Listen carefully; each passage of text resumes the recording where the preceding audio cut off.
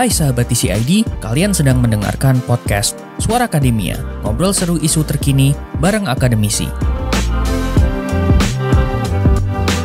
Selain batu bara, saya juga baca kalau ada energi nuklir yang masuk di undang-undang EBT gitu ya. Kalau kita dengar nuklir nih kesannya advance, wah gitu ya. Tapi di balik itu ada risiko kota mati kayak di Chernobyl dan segala macam gitu ya. Ini masih bingung juga nih publik. Mbak Aceh ini apa bisa menjelaskan nih kira-kira seperti apa pengaturan nuklir di rancangan undang-undang EBT ini? Kenapa bisa masuk? Karena kalau kita lihat dokumen perencanaan energi sebelum-sebelumnya, kayak misalnya kebijakan energi nasional, lalu kemudian ada rencana umum energi nasional atau RUEN juga gitu, sebenarnya udah dibilang gitu di situ kalau nuklir itu adalah pilihan terakhir. Kenapa nuklir itu diekstensifikasi lebih lanjut dalam RUU EBT ini, bahkan hingga hendak ada pembangunan pembangkit listrik tenaga nuklir gitu ya, itu ya walau-walau juga gitu ya, pertimbangannya bagaimana gitu. Kalau misalnya mau suuzon gitu ya, mungkin kan kalau misalnya tadi kita ngomong tren global itu naik ke arah energi terbarukan, otomatis kemudian tren global turun dari proyek-proyek nuklir tuh terbukti ya, karena banyak proyek nuklir yang mangkrak di luar sana. Itu kemudian mungkin investor-investor tuh pindah gitu ya ke invest di Indonesia gitu, suzonnya gitu. Tapi yang jelas kemudian argumen yang sering dibawa gitu oleh para proponen nuklir ini adalah karena emisi yang dihasilkan itu rendah gitu, relatif rendah selama siklus daur hidupnya. Itu setuju, memang itu benar gitu. Kita tidak membantah fakta tersebut gitu ya. Tapi kemudian berkaca dengan kemudian banyak negara yang kemudian punya tendensi untuk phase out dari nuklir gitu. Contohnya Jerman gitu ya, yang kemudian dia phase out setelah dia berkaca dari besarnya resiko kesehatan dan juga lingkungan hidup yang kemudian ditanggung dari tragedi Fukushima di Jepang, yang bahkan pada tahun 2011 ya, kita bukan ngomongin nuklir Chernobyl, tapi ini bahkan di tahun 2000-an, 2011, lalu kemudian biaya operasionalisasinya juga mahal gitu ya, ketika mengoperasionalisasi PLTN, itu ya mereka kemudian banyak yang akhirnya mangkrak. Bahkan dari studinya Schneider dan Froget itu, persentase listrik dunia di PLTN itu turun 17% dari tahun. Karena faktor kesehatan dan keamanan itu. Ya, mungkin. Ya, cost yang besar kemudian, terus gimana kemudian resiko-resiko yang kemudian tidak, ya oke, advancement of technology gitu ya, teknologinya terus baik, tapi ternyata banyak pertimbangan negara yang kemudian ternyata nggak seimbang gitu ya, antara resiko yang tetap harus ditanggung dengan manfaat yang ada gitu. Jadi akhirnya mereka banyak phase out. Nah, lebih lagi kalau kita ngomongin keamanan, Indonesia ini udah bukan lagu baru lagi ya, kalau Indonesia itu negara yang rawan bencana alam gitu ya. Utamanya itu bahkan gempa bumi sama bencana hidrometeorologi kayak banjir, tanah longsor, kekeringan gitu. BNPB bahkan mencatat ke Indonesia itu salah satu negara dengan tingkat kegempaan yang paling tinggi di dunia, mencapai 10 kali lipat dari kegempaan di Amerika Serikat gitu. Kalau misalnya kita ngomongin nuklir gitu ya, di samping perencanaan dan pengelolaan yang memang harus memadai, yang kemudian kita bicara advancement of technology gitu ya, tapi sebenarnya faktor-faktor eksternal seperti bencana alam ini kan harus kita pertimbangkan gitu ya. Banyak kemudian tragedi-tragedi itu yang bukan terjadi karena teknologi yang udah nggak memadai lagi, tapi karena dari bencana yang kemudian nggak bisa terhindarkan gitu, kayak misalnya di Fukushima Daiichi di tahun 2011 yang tadi saya mention gitu ya. Lalu di Louisa County di tahun 2011, di Amerika Serikat itu juga kemudian bocor karena gempa dan juga ada tragedi nuklir gitu ya di Blaise, Prancis, saya nggak tahu mentionnya gimana, tapi itu kurang lebih di tahun 99, dan juga di Saint Lucie, Florida terkini di Amerika Serikat itu tahun 2014, itu karena banjir bandang. Jadi tadi Indonesia itu rawan gempa dan juga bencana hidrometeorologi, dan beberapa negara udah ada evidence-nya nih kalau mereka kemudian gempa dan banjir ya. Ya gitu. Jadi sebenarnya dipertanyakan sih kemudian kenapa kita harus eskalasi nuklir saat ini, karena Indonesia nggak semakin turun resiko kebencanaan. Bahkan mungkin semakin besar ya karena climate change segala macam. Nuklir itu kan udah dari lama ya, dari zaman Albert Einstein gitu ya. Kenapa masih digolongkan energi baru ya? Ini baru versi DPR nih tahun berapa ini? Sebenarnya menarik sih, karena terminologi energi baru dia itu kan menggunakan kata stressingnya di teknologi baru gitu ya. Sementara kalau teknologi nuklir udah berkembang sejak tahun 1939. PLTN pertama yang dibangun itu di tahun 1951. Artinya nuklir ini bukan teknologi baru gitu ya, mencocoki pendefinisian energi baru sebagaimana kita pahami selama ini gitu ya, atau kemudian DPR punya pemahaman lain terkait kata baru gitu ya, nanti update KBBI gitu ya, mungkin kita nggak tahu. Iya, ada baru versi DPR di KBBI gitu ya. Tapi kalaupun kita bangun gitu ya, nuklir, emang Indonesia punya sumbernya?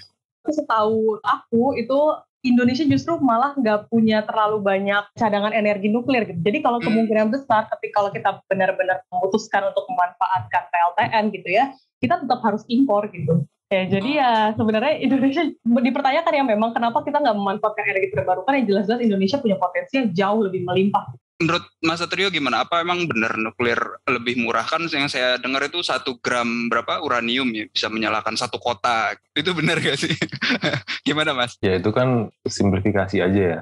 Jadi itu dilihat dari densitas energinya gitu. Densitas energinya memang benar besar itu. Tapi kan nggak mungkin juga. Coba bayangin kita bikin PLTN besar kapasitas 1 gigawatt itu yang gede. Terus isinya cuman uranium 1 gram gitu kan nggak lucu juga. Karena ya tetap aja harus dibikin bentuknya bilangnya rod gitu ya, bentuknya kayak batang gitu sebagai bahan bakunya tuh difabrikasi seperti itu gitu untuk dimasukkan nanti. Terkait biaya ini agak-agak rancu nih, lucu nih kalau misalkan soal biaya. Yang kita pengen gitu adalah Indonesia ini kan biaya semuanya sama ya. Satu Indonesia harganya udah diregulasi oleh pemerintah gitu ya, sekitar 1.400 kalau patok langsung gitu ya. Patok langsung ya. Nah nanti kelebihan ya marginnya itu kan bisa jadi keuntungan PLN atau bisa jadi kerugian bagi PLN gitu. Ya sebagai single buyer ya PLN gitu. Jadi kan semua listrik yang diproduksi harus dibeli oleh PLN dulu, kemudian baru boleh didistribusikan. Nah kalau misalkan kita ngomongin nuklir gitu, memang banyak yang bilang kalau misalnya harga nuklir nih murah banget, nuklir bisa menghasilkan listrik yang murah, tapi itu ada tanda petiknya yang kita nggak lihat kadang-kadang. S dan K ya, syarat dan ketentuan berlaku.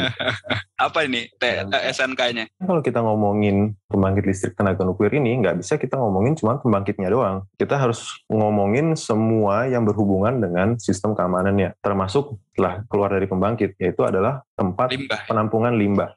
Nah, tempat penampungan limbah ini juga susah gitu. Sekarang di US contohnya, sama di Prancis itu, limbah-limbah radioaktivitas tinggi gitu ya, mereka masih disimpan di tempat-tempat temporer gitu ya, mereka masih belum disimpan di tempat permanen. Dan karena mereka sudah menumpuk limbah-limbah yang radioaktivitas tinggi, mereka bingung gimana cara mereka memindahkan semua itu ke dalam suatu fasilitas penyimpanan permanen gitu ya.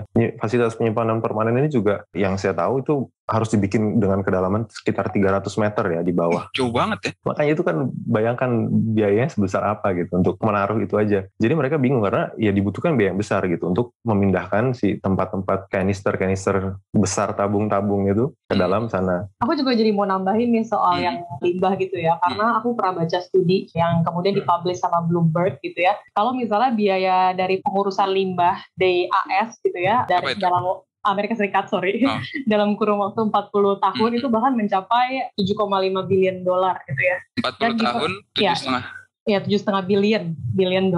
Dan diperkirakan akan terus makin mahal gitu. Dan yang lebih lucunya lagi, atau tricky gitu ya, tadi aku udah bilang juga ya, banyak kemudian proyek yang mangkrak gitu ya. Sementara kan proyek mangkrak, perusahaan misalnya udah nggak bisa kompetitif, tapi kan limbahnya masih ada, yang masih sampai berpuluh-puluh tahun. Terus siapa yang kemudian ngurusin? Ya jawabannya pasti pemerintah gitu kan. Dan kemudian di studi itu juga bilang, kalau kemudian pemerintah itu nanggung biaya hingga $35,5 billion gitu ya, untuk mengurus permasalahan limbah ini gitu, karena semakin banyaknya PLTN yang mangkrak atau tutup akibat gak bisa berkompetisi lagi dengan industri-industri energi terbarukan yang saat ini sedang dieskalasi gitu ya secara global gitu. Dan bahkan ada di Jepang gitu ya, mereka juga bingung gimana kemudian terkait limbah ini karena sudah semakin penuh gitu ya. Akhirnya ada wacana untuk mau dilepas ke lautan. Dan itu kemudian jadi permasalahan internasional. Ada yang pro dan kontra gitu. Dari ada yang bilang kemudian nggak bisa, itu tetap aja mau kamu olah bagaimanapun tetap aja masih ada radioaktifnya gitu. Tapi ada yang bilang ada radioaktifnya tapi masih dalam skala aman. Tapi kemudian kata-kata aman ini kemudian debatable gitu ya. Dan kalau misalnya kita merujuk ke prinsip hukum lingkungan, precautionary principle, kalau misalnya kita benar-benar belum yakin, itu kan kita nggak boleh ngelakuin tindakan itu gitu. Maka dari itu kemudian ya sudah sampai selagi mereka kemudian berdebat dan bingung, itu limbah nuklir akan terus ada gitu ya. Jadi permasalahan lain gitu ya terkait dengan limbah ini, dan apakah pemerintah itu udah siap gitu untuk menanggung ini dengan berkaca dari pengalaman negara-negara lain. Apalagi kalau kita ngomongin dampak energi nuklir gitu ya, aku mau jadi nyambung dikit aja nih yang tadi Mas Satrio udah jabarin gitu ya terkait dengan tragedi Fukushima. Itu perlu dipahamin juga bahwa saat tragedi itu terjadi, sampai 71.124 orang loh dievakuasi dari daerah. 71.000 kita ngomongin berapa kota gitu ya yang kemudian harus dievakuasi karena tragedi itu gitu. Kemudian zat radioaktif yang bocor itu juga kemudian mencemari lautan Pasifik. Berarti artinya jadi masalah internasional lagi. Kemudian kebocoran nuklir itu dia akhirnya masuk dalam persidangan, dan dari hasil persidangan itu dibuktikan bahwa itu karena bencana alam, jadi bukan karena human error gitu ya. Dan gak ada hubungan kausalitas gitu antara instalasi nuklir dengan kerugian gitu. Sehingga si perusahaannya itu kemudian yang bertanggung jawab atas operasional nuklir itu nggak dapat keuntungan apapun kan dari insiden itu. Maka dari itu secara prinsipil itu tanggung jawabnya jatuh kepada pemerintah karena beberapa pertimbangan di negara mereka gitulah. Akhirnya dari tragedi itu pemerintah itu, bahkan pemerintah Jepang ya terutama, itu harus mengeluarkan dana hingga 120 juta yen gitu ya untuk penggantian tanggung jawab ini gitu. Nah itu sebenarnya juga jadi menarik sih, apa kemudian hukum kita gitu ya di Indonesia itu bisa memungkinkan pemerintah mau dan bersedia untuk bertanggung jawab secara langsung kalau misalnya terjadi tragedi nuklir yang nggak bisa kemudian di UU EBT ada nggak di situ? Tentu saja tidak. Jadi nggak ada siapa yang bertanggung jawab kalau misalnya ada bencana seperti Chernobyl, tidak ada yang tahu. Kalian telah mendengarkan podcast Suara Akademia, ngobrol seru isu terkini bareng akademisi.